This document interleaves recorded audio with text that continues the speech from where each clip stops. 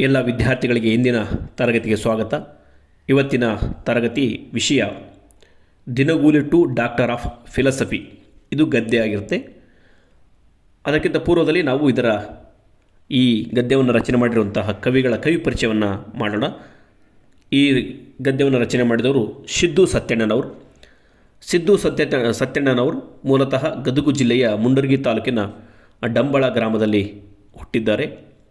ಇವರು ಕರ್ನಾಟಕ ವಿಶ್ವವಿದ್ಯಾಲಯದಿಂದ ಪತ್ರಿಕೋದ್ಯಮ ಸ್ನಾತಕೋತ್ತರ ಪದವಿಯನ್ನು ಕೂಡ ಮುಗಿಸಿದ್ದಾರೆ. ಕಳೆದ 1 ದಶಕದಿಂದ ಪತ್ರಕರ್ತರಾಗಿ ಕೂಡ ಅವರು ಕಾರ್ಯವನ್ನು ನಿರ್ವಹಿಸ್ತಿದ್ದಾರೆ. ಇವರು ಪ್ರಬಂಧ ಸಂಕಲನ, ಕವನ ಸಂಕಲನ, ಪ್ರವಾಸ ಕಥನ ಹೀಗೆ ಬೇರೆ ಬೇರೆ ಸಾಹಿತ್ಯ ಪ್ರಕಾರಗಳನ್ನು ಆಯ್ಕೆ ಮಾಡಿಕೊಂಡು ಕೃತಿಗಳನ್ನು ಕೂಡ ಇವರು ರಚನೆ ಮಾಡಿದ್ದಾರೆ. ಅದರಲ್ಲಿ ಮುಖ್ಯವಾಗಿ ಪ್ರಬಂಧ ಸಂಕಲನ ನೋಡೋದಾದರೆ ಹೊಲ, ಅಪ್ಪ ಮತ್ತು ನಾನು, ಪ್ರವಾಸ ಕಥನ ಮಹಾನದಿಯ ಅರಿವಿನ ಗುಂಟ.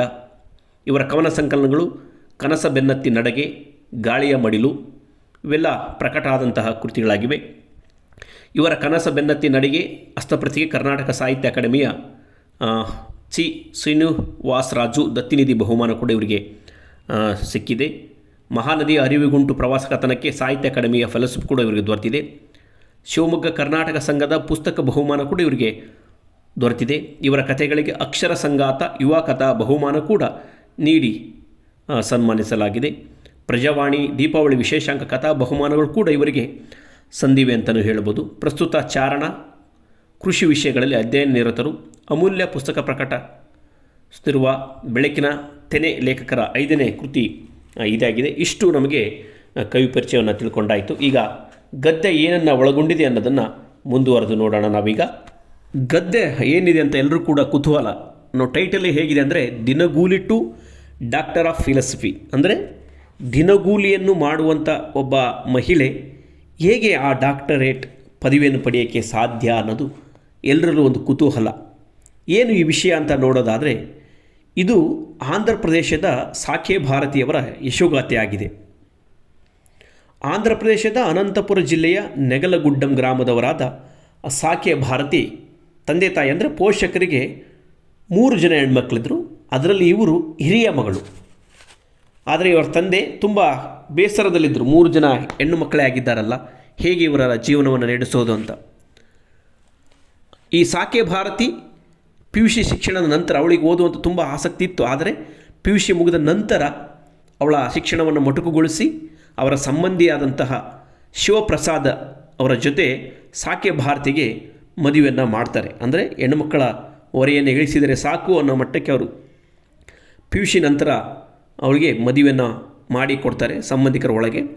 ಆದರೆ ಮದುವೆ ಆಗಿ ಬಂದ ನಂತರ ಅವನ ಗಂಡನಾದಂಥ ಶಿವಪ್ರಸಾದ್ ಇವಳ ಶಿಕ್ಷಣವನ್ನು ಕನಸನ್ನು ಮುಂದುವರಿಸಬೇಕು ಅನ್ನೋ ಸಹಕಾರವನ್ನು ನೀಡುತ್ತಾನೆ ಯಾವಾಗಲೂ. ಸಾಕೆ ಭಾರತಿ ಕೂಡ ಅಷ್ಟೇ, ಕೇವಲ ಬರೀ ಶಿಕ್ಷಣವಷ್ಟೇ ಅಲ್ಲ, ಅವಳು ದಿನನಿತ್ಯ ಮನೆಯ ಕೂಲಿ ಕೆಲಸವನ್ನು ಅವಳು ಮಾಡ್ತಾಯಿರ್ತಾಳೆ. ಮತ್ತು ಹೊಲ ಮನೆ ಕೆಲಸವನ್ನೆಲ್ಲ ಮುಗಿಸಿ ಜೊತೆಗೆ ನಾನು MSc ಮಾಡಿ MSc ಅಲ್ಲದೆ ಮುಂದೆ PhD ಮಾಡಬೇಕನ್ನೋ ಆಸೆಯಿಂದ ತುಂಬ ಕನಸನ್ನು ಕಟ್ಕೊಂಡಿರ್ತಾಳೆ. ಆ ಕನಸಿಗೆ ಶಿವಪ್ರಸಾದ ಸಹಕಾರವನ್ನು ನೀಡ್ತಾನೆ. ಸಹಕಾರವನ್ನು ನೀಡುವ ಮುಖಾಂತರ ಅವಳ ಕನಸನ್ನು ನನಸಾಗಿಸುವಂಥ ಕೆಲಸವನ್ನು ಮಾಡ್ತಾಳೆ. ಆ ಜಮೀನುಗಳಿಗೆ ಕೆಲಸ ಮಾಡೋದಲ್ಲದೆ ಮನೆ ಕೆಲಸವನ್ನು ಮಾಡಿ ದಿನ ಬಸ್ಸಿಗೆ ಹೋಗೋದು ಬರೋದೆಲ್ಲ ಮಾಡ್ತಾಳೆ. ಇವರು ಅನಂತಪುರದಲ್ಲಿರುವಂತಹ SSBN ಎಂಬ ಪದವಿ ಹಾಗೂ ಸ್ನಾತಕೋತ್ತರ ಕಾಲೇಜಿನಿಂದ BSc ಮತ್ತು MSc ಪದವಿಗಳನ್ನು ಮುಗಿಸ್ತಾರೆ. ಮುಗಿಸಿದ ನಂತರ ಇವರು ಏನು ಮಾಡ್ತಾಳೆ ಅಂತಾರೆ ಸಾಕೆ ಭಾರತಿ, ಅನಂತಪುರದ ಶ್ರೀಕೃಷ್ಣ ದೇವರಾಜ ವಿಶ್ವವಿದ್ಯಾಲಯದಲ್ಲಿ ಬೈನರಿ ಲಿಕ್ವಿಡ್ ಮಿಕ್ಸ್ಚರ್ಸ್ ಎಂಬ ವಿಷಯದಲ್ಲಿ PhDಯನ್ನು ಮಾಡ್ತಾರೆ. ಅದು ಯಾವ ವಿಷಯ ಅಂದರೆ ರಾಸಾಯನಶಾಸ್ತ್ರದಲ್ಲಿ ವಿಶೇಷವಾದ ಈ ವಿಷಯವನ್ನು ಆಯ್ಕೆ ಮಾಡ್ಕೊಂಡು ಅವರು PhDಯನ್ನು ಮಾಡ್ತಾರೆ. ಹಲವು ವರ್ಷಗಳ ಕಾಲ ಮನೆ ಕೆಲಸನೂ ಮತ್ತು ಜಮೀನುಗಳ ಕೂಲಿ ಕೆಲಸ ಮಾಡಿ ಜೊತೆಯಾಗಿಯೇ ಅವಳು PhDಯನ್ನು ಕೂಡ ಮಾಡ್ತಾರೆ. PhDಯನ್ನು ಮುಗಿಸಿ ಇವರ ಸಾಧನೆಯನ್ನು ಮೆಚ್ಚಿ ಇಡೀ ಆಂಧ್ರ ಪ್ರದೇಶ ಇವರಿಗೆ ಬಹುಪರಾಕನ್ನು ಹೇಳುತ್ತೆ. ಯಾಕಂದರೆ ಇಡೀ ಜಗತ್ತಿನ ಎಷ್ಟೋ ಹೆಣ್ಣು ಮಕ್ಕಳಿಗೆ ಇದೊಂದು ಮಾದರಿ ಕತೆ. ನೀವು ಆ ವಿಡಿಯೋವನ್ನು ಕೂಡ ನೀವು ಇಲ್ಲಿ ನೋಡ್ಬೋದು. ಅವರ ಮನೆ ಇರ್ಬೋದು, ಅವನ ಗಂಡ ಇರ್ಬೋದು, ಆಕೆ ಸಾಕೆ ಭಾರತಿಯನ್ನು ಕೂಡ ನೋಡ್ಬೋದು. ಇಷ್ಟೆಲ್ಲ ಸಂಕಷ್ಟದ ಮಧ್ಯೆ ಕೂಡ ಅವರು ಅಂದ್ಕೊಂಡಂತ ನೋಡಿ ಸಾಧನೆಯನ್ನು ಅವರು ಮಾಡಿದ್ದಾರೆ. ಯಾಕಂತಂದರೆ ಅದಕ್ಕೆಲ್ಲ ಕಾರಣ ಅವರ ಗಂಡ ಆದಂತಹ ಶಿವಪ್ರಸಾದ್ ಅಂತಲೇ ಹೇಳ್ಬೋದು. ಹೀಗೆ ವರ್ಷಗಳ ಕಠಿಣ ಪರಿಶ್ರಮ ಸತತ ಅಧ್ಯಯನದ ಪರಿಣಾಮವಾಗಿ ಅವಳು ಡಾಕ್ಟರೇಟ್ ಪದವಿಯನ್ನು ಪಡಿತಾಳೆ. ಈ ಡಾಕ್ಟರೇಟ್ ಪದವಿಯನ್ನು ಪಡೆದಂತಹ ಎಷ್ಟೋ ಮಾಧ್ಯಮಗಳು ಏನು ಮಾಡ್ತವೆ ಅಂದರೆ ಇದನ್ನು ಪ್ರಸಾರ ಮಾಡ್ತವೆ. ಯಾಕಂದರೆ ಪ್ರಸಾರ ಮಾಡೋದ್ರ ಜೊತೆಗೆ ಇವಳಿಗೆ ಒಬ್ಬ ಆಕೆ ಭಾರತಿ ಒಬ್ಬರು ಹೆಣ್ಣು ಮಗಳಿರ್ತಾರೆ, 11 ವರ್ಷದ ಹೆಣ್ಣು ಮಗಳು. ಆ ಹೆಣ್ಣು ಮಗಳ ಜೊತೆಗೇ ಇಷ್ಟೆಲ್ಲ ಶಿಕ್ಷಣವನ್ನು ಮುಂದುವರಿಸಿ ಉನ್ನತ ಶಿಕ್ಷಣದ ಅದರಲ್ಲಿ ಡಾಕ್ಟರೇಟ್ ಪದವಿಯನ್ನು ಪಡಿತಾಳೆ. ಸಾಕೆ ಭಾರತಿಯವರ ಈ ಪಯಣ ಹೆಣ್ಣು ಮಕ್ಕಳಿಗೆ ಹೆಚ್ಚು ಹುಟ್ಟಿದಂತಹ ಮನೆಯವರಿಗೆ ಪಾಠ ಎಂಬುದು ಆಂಧ್ರ ಪ್ರದೇಶ ಜನ ಮಾತನಾಡತೊಡಗಿದರು. ಇದು ಅಷ್ಟೇ ಅಲ್ಲದೆ ಆಂಧ್ರ ಪ್ರದೇಶದ ಸರ್ಕಾರ ಇವರಿಗೆ ಜಿಲ್ಲಾಡಳಿತದ ಮೂಲಕ ನೆರವನ್ನು ಕೂಡ ನೀಡಿದೆ. ಏನು ಅಂದರೆ 2 ಎಕರೆ ಕೃಷಿ ಭೂಮಿ ಮತ್ತು ಅರ್ಧಕ್ಕೆ ಅವರಿಗೆ ಹಣಕಾಸಿನ ಸಹಾಯವನ್ನು ಮಾಡಿದ್ದಾರೆ. ಅಷ್ಟೇ ಅಲ್ಲದೆ ಮನೆಯನ್ನು ಕೂಡ ಕಟ್ಟಿಸಿಕೊಡುವಂಥ ಕೆಲಸವನ್ನು ಆಂಧ್ರ ಪ್ರದೇಶ ಸರ್ಕಾರ ಮಾಡಿದೆ. ಇವರ ಜೀವನಗಾಥೆ ಕೇವಲ ಒಬ್ಬರಿಗಷ್ಟೇ ಅಲ್ಲ, ಭೂಮಿ ಮೇಲೆ ಎಷ್ಟೋ ಜನ ಮನೆಯಲ್ಲಿ ಹೆಣ್ಣು ಮಕ್ಕಳೇ ಹೆಚ್ಚಾಗಿದ್ದಾರೆ ಅನ್ನೋ ಕಾರಣಕ್ಕೆ ಎಷ್ಟು ಹೆಣ್ಮಕ್ಳಿದಾರಲ್ಲ ಅಂತ ನೋವನ್ನು ಅನುಭವಿಸೋರಿಗೆ ಇದೊಂದು ಮಾದರಿಯ ಕಥೆ ಅಂತಲೇ ಹೇಳ್ಬೋದು. ನೀವೆಲ್ಲ ಈ ವಿಡಿಯೋದಲ್ಲಿ ನೋಡ್ತಿರ್ತೀರಿ, ಇವರೇ ಸಾಕೆ ಭಾರತಿ ಮಾತಾಡ್ತಿದ್ದಾರೆ ನೋಡಿ. ಈ ಸಾಕೆ ಭಾರತಿಯ ಯಶೋಗಾಥೆಯನ್ನು ಪ್ರತಿಯೊಬ್ಬರು ಕೇಳಬೇಕು. ಈ ಸಾಕೆ ಭಾರತಿ ಯಶೋಗಾಥೆಯನ್ನು BCom ಪ್ರಥಮ ಸೆಮಿಸ್ಟರ್ ವಿದ್ಯಾರ್ಥಿಗಳಿಗೆ ಪಠ್ಯಕ್ಕೆ ಇಟ್ಟಿದ್ದಾರೆ ಗದ್ಯ. ಯಾಕಂತಂದರೆ ಪ್ರತಿಯೊಬ್ಬ ವಿದ್ಯಾರ್ಥಿಗಳಿಗೆ ಇವಳ ಬದುಕು ಮಾದರಿ ಅಂತಲೇ ಹೇಳ್ಬೋದು. ನೋಡಿ, ಬಡತನ, ಟೆಂಟಿನ ಮನೆ, ಉಳ್ಕೊಳ್ಳೋಕೆ ಕೂಡ ಜಾಗ ಇಲ್ಲ, ಅಂತಹ ಕಷ್ಟಗಳಿದ್ದರೂ ಕೂಡ ಸಾಧನೆ ಮಾಡಬೇಕೆಂಬ ಮನಸ್ಸಿದೆಯಲ್ಲ, ಅದು ಮೆಚ್ಚಲೇಬೇಕಾದ್ದು. ಅದಕ್ಕೆ ಅವರ ಗಂಡ ಆದಂತಹ ಶಿವಪ್ರಸಾದ್ ಸಹಕಾರ ತುಂಬ ದೊಡ್ಡದು. ಯಾಕಂದರೆ 11 ವರ್ಷದ ಮಗಳ ಜೊತೆಗಿದ್ದಾಗಲೂ ಕೂಡ PhDಯನ್ನು ಮಾಡಬೇಕನ್ನೋ ಕನಸು ಹೊತ್ತು ಕೊನೆಗೂ ಆ PhDಯನ್ನು ಅದು ರಾಸಾಯನಶಾಸ್ತ್ರ ವಿಷಯದಲ್ಲಿ ಮುಗಿಸ್ತಾಳಂದರೆ ಅದು ದೊಡ್ಡ ಸಾಧನೆ ಅಂತಲೇ ಹೇಳ್ಬಹುದು. ಯಾಕಂತಂದರೆ ಎಷ್ಟೋ ಜನಕ್ಕೆ ಎಲ್ಲ ಸಹಕಾರ ಇದ್ದಾಗಲೂ ಕೂಡ ಶಿಕ್ಷಣವನ್ನು ಪಡೆಯೋಕ್ಕಾಗದಂಥ ಕಾಲದಲ್ಲಿ ಏನೂ ಇಲ್ಲದೆ ಶ್ರಮಪಟ್ಟು ವಿಶ್ವವಿದ್ಯಾಲಯದಿಂದ ಇವತ್ತು ಡಾಕ್ಟರೇಟ್ ಪದವಿಯನ್ನು ಪಡೆದು ಮೊದಲಿಗೆ ಸಾಕೆ ಭಾರತಿ ಅಂತ ಅಷ್ಟೇ ಇದ್ಲು, ಇವತ್ತು ಡಾಕ್ಟರ್ ಸಾಕೆ ಭಾರತಿ ಆಗಿದ್ದಾಳೆ. ಅಂದರೆ ಅದಕ್ಕೆ ಅವಳು ಪಟ್ಟಂತಹ ಶ್ರಮ ನೋಡಿ. ಓದುವಂಥ ವಿಧಾನ ಆಗಿರೋ ಪುಸ್ತಕ ಇಟ್ಕೊಂಡು ನೋಡೋಕ್ಕೆ ಎಷ್ಟು ಸಾಮಾನ್ಯ ಸರಳ ಸಜ್ಜನಿಕೆ ವ್ಯಕ್ತಿ. ಇಂತಹ ಬದುಕು ಎಲ್ಲರಿಗೂ ಮಾದರಿ ಅನ್ನೋ ಕಾರಣಕ್ಕೆ ಈ ಪಠ್ಯವನ್ನು ವಿದ್ಯಾರ್ಥಿಗಳಿಗೆ ಇಟ್ಟಿದ್ದಾರೆ. ವಿದ್ಯಾರ್ಥಿಗಳು ಕೇವಲ ಪಠ್ಯಕ್ಕೆ ಸೀಮಿತಗೊಳಿಸದೆ ಇವರನ್ನು ನಾವು ಮಾದರಿಯಾಗಿ ತೆಗೆದುಕೊಳ್ಬೇಕಂತ ಅನಿಸುತ್ತೆ. ನೋಡಿ, ಅವ್ರ ಮಗಳು ಇಲ್ಲಿ ಪಕ್ಕದಲ್ಲಿದ್ದಾಳೆ, ತಾಯಿ ಸಾಕೆ ಭಾರತಿ, ಅವರ ಗಂಡ ಆದಂಥ ಶಿವಪ್ರಸಾದ್, ಅವರ ಮನೆ, ಎಲ್ಲ ವಿಡಿಯೋವನ್ನು ನಾವು ವಿದ್ಯಾರ್ಥಿಗಳಿಗೆ ಅನುಕೂಲ ಆಗಲನ್ನ ಕಾರಣಕ್ಕೆ ಇದೆಲ್ಲ ಹಾಕಿದ್ದೀವಿ. ನೋಡಿ, ಅವ್ರ ಮನೆಯ ದೊಡ್ಡ ಶ್ರೀಮಂತರೇನೆಲ್ಲ ಅವರು ಬಡವರು. ನೋಡಿ, ಅವರು ಡಾಕ್ಟರೇಟ್ ಪದವಿಯನ್ನು ಪಡೆದಂತಹ ಸರ್ಟಿಫಿಕೇಟನ್ನು ಕೂಡ ನಾವಿಲ್ಲಿ ತೋರಿಸಿದ್ದೀವಿ, ನೀವು ನೋಡಬಹುದು. ಅವರು ದಿನಗೂಲಿ ಕೆಲಸ ಮಾಡ್ತಿದ್ರು, ಬೇರೆ ಬೇರೆ ಹೊಲಗಳಿಗೆ ಹೋಗಿ ಅಲ್ಲಿ ಕೂಲಿ ಕೆಲಸ ಮಾಡಿ ನಂತರ ಕೆಲಸ ಮುಗಿದ ನಂತರ ಅವ್ರು ಕಾಲೇಜಿಗೆ ಬರೋದು ಹೋಗೋದೆಲ್ಲ ಅಪ್ ಆ್ಯಂಡ್ ಡೌನ್ ಮಾಡೋದೆಲ್ಲ ಮಾಡ್ತಿದ್ರು.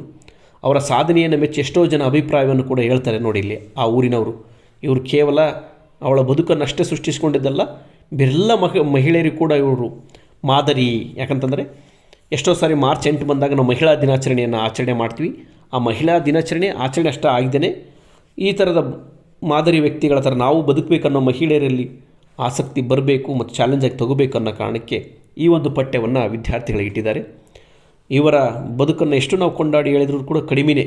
ಅವರ ಗಂಡ ನೋಡಿ ಎಷ್ಟು ಸರಳವಾಗಿದ್ದಾನೆ, ಶಿವಪ್ರಸಾದ್.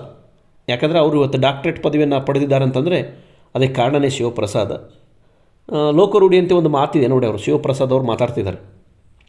ಏನು ಲೋಕರೂಢಿ ಅಂತ ಮಾತಂತಂದರೆ ಪ್ರತಿಯೊಬ್ಬ ಪುರುಷ ಸಾಧಕನಿಂದ ಒಬ್ಬ ಮಹಿಳೆ ಇರ್ತಾಳೆ ಅಂತ ಹೇಳ್ತಾರೆ. ಆದರೆ ಇಲ್ಲಿ ಒಬ್ಬ ಮಹಿಳೆಯ ಸಾಧನೆಯಿಂದೇ ಒಬ್ಬ ಪುರುಷನಿದ್ದಾನೆ ಅನ್ನೋದು ಒಂದು ಮೆಚ್ಚಬೇಕಾದಂತಹ ವಿಷಯ. ಇವತ್ತು ಡಾಕ್ಟರೇಟ್ ಪದವಿಯನ್ನು ಪಡೆದು ತುಂಬ ಖುಷಿಯಲ್ಲಿದ್ದಾರೆ.